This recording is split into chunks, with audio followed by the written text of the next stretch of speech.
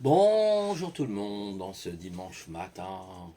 Que je t'aime, que je t'aime, que je t'aime, ta-da-da-da-da. Que je t'aime, que je t'aime, que je t'aime. Oh oh, monsieur, monsieur, réveillez-vous. Ça a été, ça vous a pas fait trop mal la pique-pique? Oh non, non, non, non, c'était très bien. Je vous remercie beaucoup. Oh bonjour tout le monde.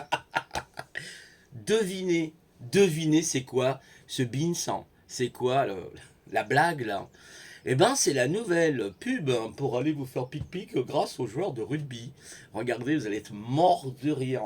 Entre la jeune fille qui ne peut rentrer dans l'appartement de son fiancé et qui lui dit oui effectivement tu as bien tenu mon chéri, je t'aime mon chéri. Et ben maintenant nous avons la petite pub, le petit message pour vous dire d'aller vous faire pic-pic avec le grand joueur de rugby. Je suis mort de rire. T'en penses quoi, Gouloum? Ah, ils sont tous devenus fous. Et ils sont fous. Et ils deviennent fous. Complètement fous. Mais Lyon, elle a changé ta voix, elle a mué, on dirait. Oui, j'ai changé un peu. C'est vrai, je reconnais que à cause de tous ces événements, ça me choque énormément, ça me fait un choc plasmique dans le cerveau, et à partir de là, eh ben, je suis pas bien, quoi. T'as compris? Ouais, oui, d'accord, j'ai compris, Gouloum, il n'y a pas de problème. On est tombé sur la tête, mes amis, aujourd'hui. On marche sur la tête. Comme les poux, on marche sur la tête. On en est là aujourd'hui. Voilà. Mais je suis trop mort de rire. C'est pas possible qu'on fasse dépenser notre argent, hein, voyez, dans de ce genre d'annonce. Parce qu'il faut quand même pas oublier que vous payez la redevance. Donc c'est fait avec votre argent, l'argent des contribuables. Mais quand est-ce que ce peuple va se réveiller, ce peuple de débilitus, quand est-ce qu'il va se réveiller? Bordel de merde, il voit rien. Bon bref, moi je vous l'avais dit, hein. Voyez, moi aussi je suis un prophète. Je le savais depuis longtemps d'ailleurs. Enfin, moi je le disais pas forcément, mais je le savais, je le pensais déjà très fortement intérieurement. Donc voilà quoi. Alors j'espère que vous avez aimé le live d'hier. Il y avait un invité secret. Alors, en fait, j'avais mis le titre sans savoir vraiment. Puis Doc était là, j'ai dit bah tiens Doc, bah tu peux monter. Et puis on a bien parlé, c'était très intéressant sur Gilgamesh et tout ça. Waouh, je connaissais pas du tout le sarcophage de Gilgamesh. Merci à lui. Bon, on change un peu, on va parler d'un autre sujet, mais c'était pour vous faire rire, hein. Excusez-moi, je sais pas chanter, moi je suis un nul. Moi, je suis loin d'être un, voilà, un super doué, vous voyez. Donc, voilà. Donc, je suis assez nul. Je suis vraiment une cave totale. Franchement, je sais pas du tout embrancher les mots dans la chanson. Ah, Johnny Hallyday. On a même utilisé le côté posthume de Johnny Hallyday. C'est fantastique. Vous avez vu, on utilise la chanson posthume de Johnny Hallyday pour faire la pub. Waouh, putain, c'est pas possible. Quand j'ai vu ça ce matin. Ouais, je prenais mon petit déjeuner, mais en même temps, je regardais un petit peu la télé, ça m'arrive des fois. Je dis waouh, quand j'ai vu le truc, l'annonce, je dis non, c'est pas vrai, ils ont pas été jusque-là. Si, si, si. Et puis bon, peut-être qu'on n'est pas au bout de nos surprises, hein, ceci dit, les amis, hein. On n'est peut-être pas au bout de nos surprises. Voilà la France d'aujourd'hui, la France qui croule sur la violence, hein. Il y a eu encore des agressions, alors comme par hasard, hein, c'est un an avant les élections, même pas, hein. Comme par hasard, hein, on parle de ça un an avant les élections présidentielles. Il y a même les élections, je crois, régionales, là il me semble, au mois de mai. Donc voilà, on nous parle de tout ça, on nous remet ça sur la soupe, hein, comme d'habitude. Et là, il y a une réalité en plus, mais alors là, c'est carrément, il y a eu un chauffeur de bus, parce que le chauffeur de bus mettait du temps pour faire sa manœuvre, s'est fait poignarder. C'est génial. Vous avez un flic de 51 ans qui est entre la vie et la mort. Là, je crois qu'il s'en est sorti, mais avec une opération, il a pris une bouteille sur la tête, donc il est tombé dans le coma. Qu'est-ce que nous avons d'autre? Une jeune fille de 17 ans, parce que bah, tout simplement, elle était sur Instagram ou sur TikTok, je sais plus exactement, je crois que c'était Instagram. Bon, et ben, il y a eu une petite dispute sur Instagram avec son petit copain. Il est arrivé, il l'a poignardé. Voilà le pays dans lequel nous vivons. Non, mais attendez, bientôt vous allez porter la là-bas, moi je vous le dis tout de suite, hein. Bon courage pour tout le monde, hein. Voilà où c'est qu'on en est, et il faut fermer sa gueule. Alors aujourd'hui, là, vous avez Moreau, je crois que c'est le commandant Moreau, capitaine Moreau de gendarmerie, hein, voilà, qui a dit ce qu'il pensait. Bon, bah, eux, il va avoir des sanctions, tout ça, parce que c'est la grande muette. La muette n'a pas à donner, a pas donné son avis, hein, ouais, d'accord, bien sûr. Évidemment qu'elle n'a pas son avis à donner, hein, quand le pays est en train de s'écrouler, quand le pays est à feu, à sang. Et puis, croyez pas, c'est pas parce que vous êtes loin ou je sais pas quoi que vous êtes à l'abri, hein. Moi, je vous le dis tout de suite, hein. Donc, voilà, donc aujourd'hui, on ne sait pas du tout ce qui peut se passer. Il n'y a pas de limite, il y a plus de limite, hein. Aujourd'hui, je vous l'ai dit, hein, moi j'en ai parlé déjà, j'en parlais déjà, j'en ai déjà parlé de ça, hein. C'est pas d'aujourd'hui, hein, Mad Max, hein, il y a des années que je parlais de ça, vous verrez, vous serez dans le monde de Mad Max, un de ces quatre. Et on y arrive, on rentre réellement dans le monde de Mad Max. Regardez l'univers de Mad Max, si vous avez vu tous les Mad Max, hein, si vous regardez, bah, vous avez tout de suite compris, quoi, voilà, vous comprenez tout, avec Mel Gibson, je crois que c'était, voilà, qui était super, hein, le premier, surtout le premier que j'ai beaucoup apprécié. Les autres, moi, je les ai trouvés un peu trop dans la farandole, un peu. Alors que le premier, il était génial. Le premier, franchement, c'est le. Généralement, dans beaucoup de films, c'est comme ça. Le premier, Mad Max, il était waouh. Il était avec, vous savez, le gars là qui était un peu foufou, le blond là. Comment il s'appelait? Gorille. Ouais, Gorille, voilà, je me rappelle, il s'appelait Gorille. Mais on y arrive. Laurent Oberton a fait la guérilla 1 et 2, tome 1 et tome 2, il l'explique, voilà, il l'a très bien dénué dans Guérilla. Lisez le passage de Guérilla, vous allez voir, c'est hallucinant, quoi. On y est, on est dedans. Et quand est-ce que les Français vont continuer de se faire... Alors, d'un côté, vous avez cette fameuse pseudo-crise sanitaire, et de l'autre côté, vous avez la violence des dealers, vous avez vu ce qu'il y a eu dans le 19e arrondissement, les gens en ont plein le cul, ils en ont plein le cul, voilà. Et je peux même vous dire que ça se passe pas qu'en ville, ça se passe même dans les campagnes. Une fois, j'étais parti dans une campagne, dans un petit village.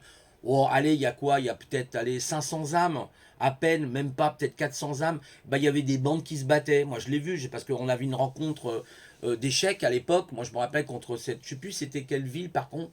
C'était au-delà de Cergy-Pontoise, à la limite de la Normandie d'ailleurs, à la limite de l'heure en fait. Et en fait, bah, il y avait des bandes qui se battaient. Je dis waouh, c'est incroyable quoi. Dans un village comme ça, vous voyez. Je vous dis, maintenant, il n'y a pas. Regardez ce qui s'est passé à Avignon. Avignon, c'est quand même une petite ville sympa. Voilà, où vous avez Éric Masson. D'ailleurs, c'est étonnant, Éric Masson. Vous voyez, c'est étonnant quand même. Voilà, un policier bien sous tout rapport.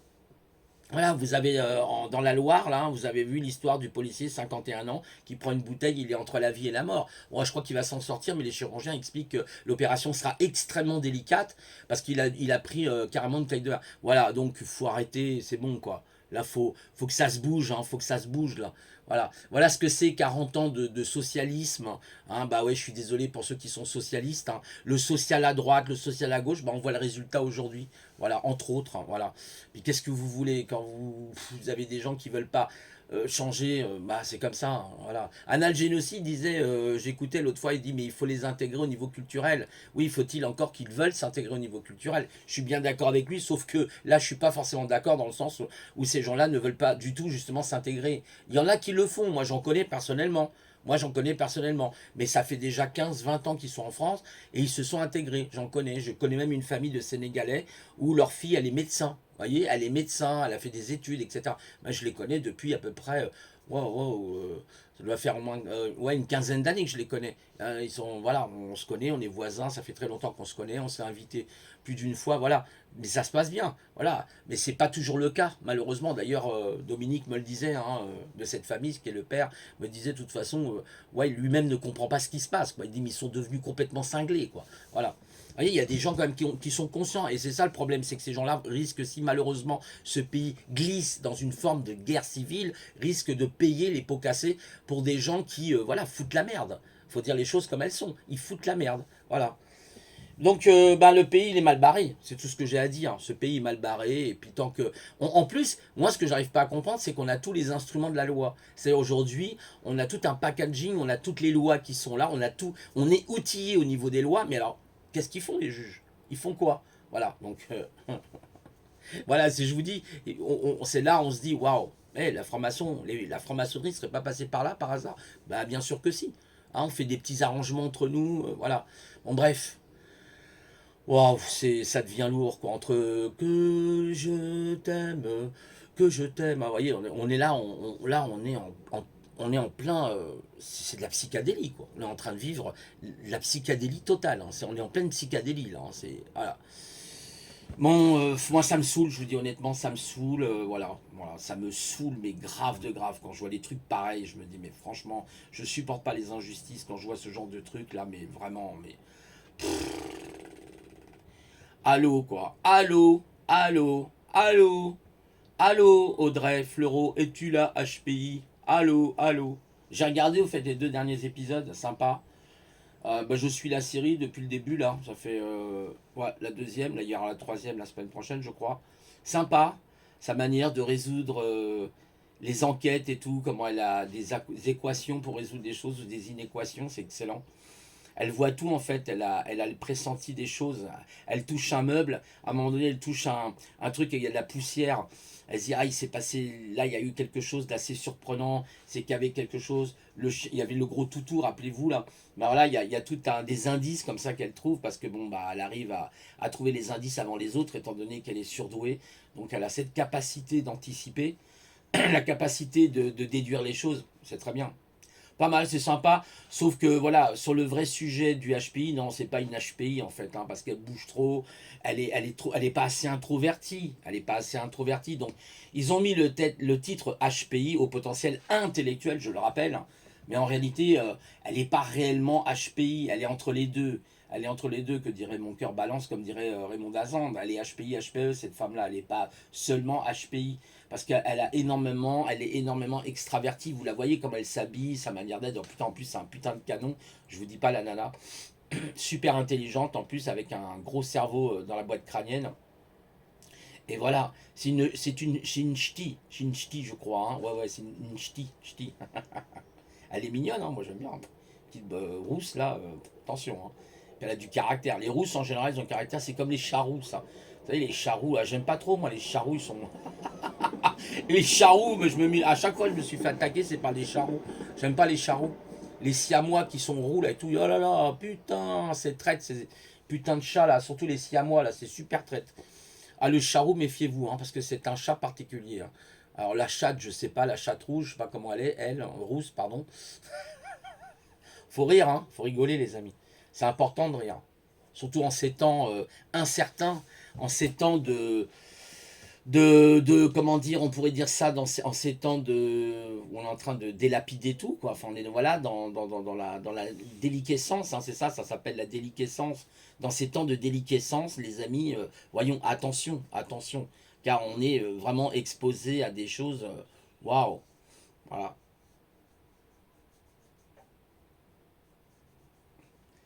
Ouais, ouais, franchement, waouh, c'est du lourd, quoi. Ce dimanche matin, là, je suis en forme. Le petit déjeuner avec le croissant. Ah, ça fait du bien, croyez-moi. Ah ouais, franchement, c'est excellent. Qu'est-ce que t'en penses, Goulou? Ah ouais, ah oui. Ça, les croissants, j'aime bien. J'aime bien les croissants, c'est vrai. C'est vraiment français, ce truc-là, hein, les croissants. Les croissants. Alors, quand est-ce que tu fais ta pique-pique, toi, en fait? Hein? Parce que moi, j'ai fait la pique-pique. Regarde comment je suis maintenant. Tu vois? Regarde Gollum. Regarde Gollum, comment il est. Gollum, regarde comment il est devenu. Tout difforme à cause de la pique-pique. Bah oui, ils m'ont modifié génétiquement. Ah, ah. Oui, bah oui, mais il fallait pas, Gollum, je t'avais prévenu. Et là, tu me dis, ah non, non, certainement pas. Comment ça? Certainement pas. C'est moi qui va te faire, t'as compris? Et tu te tais. Hein? Tu fais comme le joueur de rugby. Et tu te tais. Donc voilà quoi, voilà, oh là là, on est dans un monde, mais dans un monde de tarés, dans un monde de tarés, excusez-moi. Non mais là c'est, waouh, le QI c'est 40 là, 40, 50, 60, allez, 60 soyons généreux. Mais c'est pas possible, c'est pas possible. Au pays de Candy, au pays de Candy, on est au pays de Candy les amis, voilà. C'est ce que je voulais dire quoi, c'est un peu un coup de grisou, comme dirait l'autre. Hein. Putain, c'est pas possible. Oh là là, je vais faire une retraite dans un autre pays parce que là, franchement, ça devient pourri, mais grave quoi. J'attends de régler tous mes problèmes administratifs avec le notaire et tout ça là parce que j'ai plein de trucs encore. Il y a une partie qui est réglée, mais pas tout. Je vous dis pas le boulot, l'administration, j'ai horreur de ça en plus. Certains vous diront oui, mais il faut être souverain. Bah ouais, ok, il faut être souverain, mon ami, mais t'as des trucs à régler quand t'as de l'argent à récupérer, des machins. Bah oui, c'est comme ça. C'est comme ça. Ouais, qu'est-ce que vous voulez faire? Bon, bref. Après, bah, chacun a sa souveraineté, hein, voilà, c'est tout. Mais de toute façon, souverain, pas souverain, moi je vous dis honnêtement, là on est excusez-moi hein, du mot, dans une mer de noir, hein, mais vraiment très très foncée, hein, et on est dans la galère, voilà, hein, voilà, on est vraiment dans la galère, vraiment dans une grosse galère, voilà. Mais ça, ça fait des années, ça fait des années que les RG renseignent, ça fait des années que la DGSI renseigne, c'est pas d'aujourd'hui. Elle a dit attention, attention, à un moment ou à un autre, il va se passer des petits trucs, voilà. Et aujourd'hui, ce qui est inquiétant, si vous voulez, c'est que même les faits divers se passent dans des villages. C'est pas seulement dans les villes. Il y a des fois des gens qui disent c'est les villes, les villes, les villes. Oui, bien sûr, parce qu'il y a beaucoup plus de concentration. Au mètre carré, il y a plus de bestioles, hein, si on peut dire, à deux pattes, d'accord. Mais c'est pas que. Même dans les villages, il se passe des choses. Voilà, hein, vous avez entendu des histoires. Moi déjà, quand j'étais jeune, je partais en Bretagne, j'entendais des histoires. Je peux vous dire, mais un truc de ouf, quoi, un truc de ouf. Un village où il y a 50 âmes, 100 âmes. Et ben il y a des histoires, des jalousies, mais bien sûr, des problèmes de mitoyenneté. Moi j'avais une amie, elle vivait dans un hameau du côté de Taverny, là, à côté de la forêt. Elle était dans un hameau. Vous imaginez un hameau, c'est quoi? Allez, on va dire, il y avait peut-être 10 habitations, même pas. Il y avait peut-être 8 habitations, ou à peu près. Et encore, je suis même pas sûr. Il y avait, alors attendez, ouais, je crois qu'il y avait que 4 ou 5 habitations, un tout petit hameau, hein. Et ben, elle avait des problèmes avec sa voisine pour des histoires de mitoyenneté. C'est-à-dire, oui, votre arbre, madame, il faudra le tailler. Elle se plaignait. Elle se plaignait à tel point que la voisine allait voir le maire pour lui dire, oui, nanana. Et puis alors le maire, il était obligé d'envoyer une lettre, de venir à madame Isabelle, je ne vais pas vous donner son nom, c'est normal, hein, c'est anonyme. Euh, Elle disait bon Isabelle, il faudra que vous fassiez un effort parce que vos arbres machin, mais qu'est-ce qu'il a mon arbre, il gêne pas. Vous voyez, c'est que des trucs comme ça. Au lieu d'aller directement lui parler, de discuter avec elle, ben non, elle pouvait pas la piffrer. Donc arrêtez de croire que ça existe qu'en ville et que ça n'existe pas à la campagne. Moi je l'ai vu en Bretagne aussi, je l'ai vu, voilà. Mais ça existe partout. La jalousie, elle est partout. Hein. Vous pouvez avoir un voisin, vous vivez à la campagne, vous pouvez avoir un voisin qui se trouve à 200 mètres de vous, même à 1 kilomètre de vous, et être jaloux de vous. Parce que vous avez une meilleure plantation que lui, vous avez eu des meilleurs, je sais pas, de meilleurs légumes, une meilleure récolte cette année, il va être jaloux de vous. Qu'est-ce que vous voulez qu'on fasse? Voilà. Donc ça, c'est la connerie humaine n'est pas déterminée en fonction de la géographie des gens. Voilà, c'est ce que je veux dire. Surtout en France. Surtout en France, voilà. Elle n'est pas déterminée. Voilà. Vous voyez les bêtises. C'est comme vous prenez aujourd'hui ces histoires. J'écoutais Oleg, là, qui est de Normandie. C'est comme les histoires, d'ailleurs, il en avait parlé, entre les Bretons et puis les Normands sur le Saint-Michel. À qui appartient le Saint-Michel? Bah, moitié-moitié, puis voilà, on n'en parle plus. Non, c'est à moi. Non, c'est à toi. Non, c'est à moi. Non, c'est à toi. Vous voyez, simplement pour le Mont Saint-Michel. Voilà où c'est qu'on en est en France. D'accord? On est bien d'accord. Voilà. Donc, faut arrêter à un moment donné de dire que géographiquement, on est mieux à tel ou tel endroit. Ce n'est pas vrai aujourd'hui. C'était peut-être vrai il y avait encore 15, 20, 30 ans, mais aujourd'hui, c'est plus tout à fait la même chose. C'est plus tout à fait la même chose. Vous écoutez, comment, je sais pas si vous connaissez, comment ça s'appelle, Campagnol. Moi, des fois, j'écoute Christian, je sais plus comment il s'appelle, Christian. C'est un ancien journaliste. Bon, c'est Christian, il a une barbe, hein, il parle très très bien, d'ailleurs, j'aime beaucoup. Et bon, je suis pas toujours d'accord avec tout ce qu'il dit, mais il y a des trucs, voilà, qui sont censés. Bah, il le dit. Hein. On a la personne qui est venue là du Figaro, machin, nous poser des questions. Et ben, ils ont des problèmes. Une fois, bah, vous avez l'histoire par rapport justement à ces histoires de masques. Ils ont eu des problèmes. Les gendarmes se sont déplacés dans le village pour virer tout le monde du café. Vous voyez ce que je veux dire? Arrêtez de croire que parce qu'on est dans un lieu géographique, non. Ça, ce n'est pas vrai. Ce n'est pas vrai.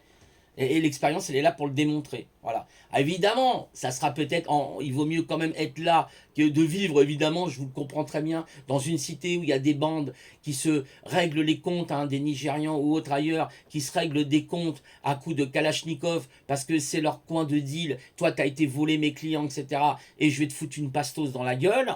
Voilà. Évidemment, il faut s'éloigner de ces lieux-là. Mais je suis tout à fait d'accord. Exactement. Je suis tout à fait d'accord. Mais ça veut dire aussi que malheureusement, la délinquance se déplace. Elle se déplace. Aujourd'hui, les mecs qui sont là dans les trucs comme ça, ils ont des grosses bagnoles, des BMW, tout ce que vous voulez, des Mercedes. Vous savez, c'est comme dans Taxi. Ils se déplacent. Ils se déplacent, ils peuvent aller dans un lieu à un autre. Regardez par exemple, je donne un exemple, simplement les statistiques de cambriolage. Quand vous regardez les statistiques de cambriolage, bah, les cambriolages en ville sont moins importants qu'à la campagne. Combien de gens se sont fait visiter leur résidence secondaire? Combien? Allez, demandez. Demandez pendant les vacances et pas que pendant les vacances. Tapi, par exemple, je ne sais plus où il était. Alors, je ne sais pas si c'était en banlieue, du coup. Là, en pleine nuit. En pleine nuit, dans son pavillon, il se fait braquer par des voyous. Vous voyez ce que je veux dire? Le mec, il est 2 heures du matin, vous êtes en train de dormir tranquillement et vous avez des intrus qui rentrent chez vous. Donc arrêtez avec ça, avec ces histoires de je ne sais quoi là. Sinon, vous ne mettriez pas des caméras partout, des barbelés, des ce que vous voulez. Voilà, c'est parce que quelque part, vous voulez vous protéger. Ce qui est tout à fait normal. Ce qui est tout à fait normal, c'est humain. Vous allez vous en protéger. Mais ne dites pas nanana. Ça, c'est pas faux. C'est pas vrai. C'est pas vrai. Voilà. Donc, on est mieux parce qu'on a vraiment l'endroit idéal. Hein. Moi, je critique pas du tout. Au contraire, c'est même très bien et tant mieux pour les personnes. Mais voilà, malheureusement, aujourd'hui, notre situation, elle est tellement tendue, notamment avec cette crise sanitaire, hein, cette espèce de pseudo-crise sanitaire. On est en train de rendre les gens complètement fous. Vous allez voir à la rentrée. Moi, je vous fais une prédiction, d'accord?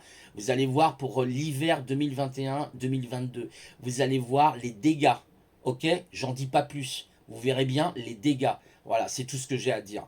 Donc après, chacun fait comme il a envie de le faire. Et c'est tout. Il assume, il assume pas. Voilà, c'est tout. Voilà. Donc oui, moi quand je vois tout ça, je suis dans une grande souffrance. Ça me révolte. Donc parfois, je déborde dans mes pensées. Euh, oui, je déborde. Des fois, je vais trop loin. Ou voilà, bon, je sais, je le reconnais. Des fois, je suis un peu trop incisif, trop expulsif. C'est vrai, je le reconnais, mais des fois ça me met hors de moi, quoi. Quand j'ai vu le truc là sur que je t'aime, que je t'aime, que je t'aime. Enfin, franchement, c'est pas possible. C'est pas possible. Et alors là, regardez les 10 principes de Sylvain Timsit. Hein. Regardez comment contrôler le peuple. Hein. Hein, avec la distraction. Par exemple, parlez-leur comme à des enfants. Vous leur parlez comme à des enfants, hein, au débilitus, là, vous leur parlez comme à des enfants, et puis voilà, le tour est joué. Qu'est-ce que vous voulez que je... La politique de remettre à plus tard aussi. Hein, ce qu'on est en train de vivre actuellement sur l'insécurité. Eh ben, on attend que l'insécurité augmente pour dire, ah ben, on ne peut rien faire.